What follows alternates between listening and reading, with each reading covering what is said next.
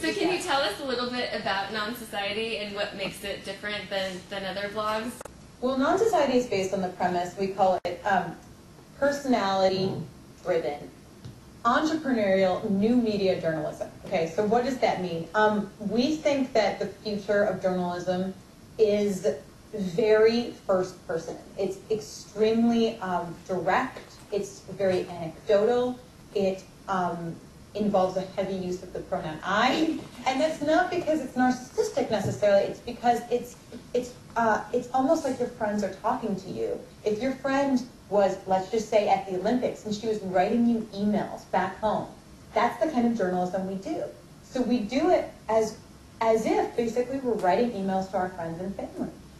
And that's not to say that it's going to replace third-person journalism. It shouldn't, it won't, and I don't think that there's any real competition there. I think this is a completely new form that technology has allowed to happen. Literally, it would not have been possible without technology. And it really allows for a certain intimacy. I mean, not only am I reading Julia's articles, in Time Out, and reading her kind of viewpoints on relationships and, personal growth, but I'm also kind of getting insight into her life. Right. Which is just, I think it's fantastic. You see pictures, you see videos. I mean, people come up to me, like, we were in the Hamptons, Mary and I, and this girl comes up to us drunk, and she goes, I read your blogs, I know all about you. And we just, at first were like, this is really freaky, but it was like they really felt like they were our friends. Yes. We created that. And there are not that many blogs out there that have that personality and offer that level of intimacy. None of my Engadget, I don't know what my guys at Engadget, even though I know them personally, I don't know what they're doing on a day-to-day basis. With us, you kind of know what we're doing on a day-to-day basis. You know what footwork we're putting in.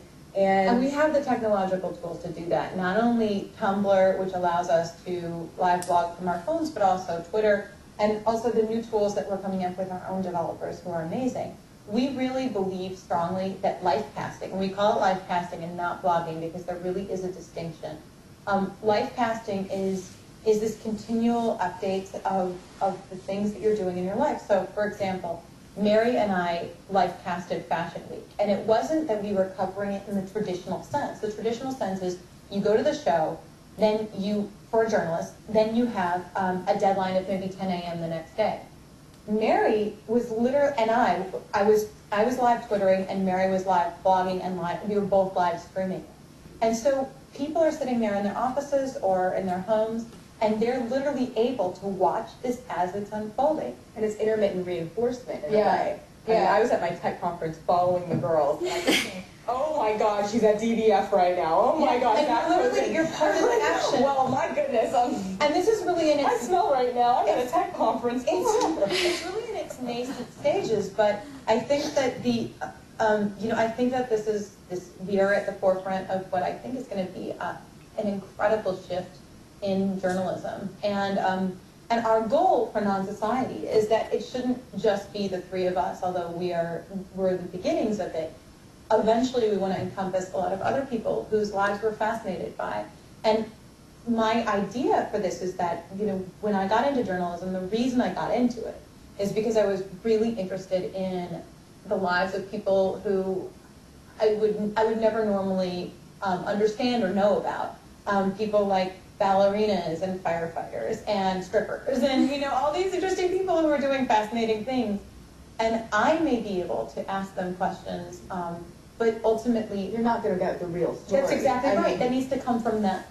So we are eventually kind of autobiographical in a way. Absolutely. So it's a continuing autobiography, and the truth is, most people who have biographies out there or autobiographies are a certain kind of person. They're celebrities or actors or politicians, and quite honestly, that makes me brain dead. I'm so bored of that particular lifestyle. And they probably also have a huge kind of their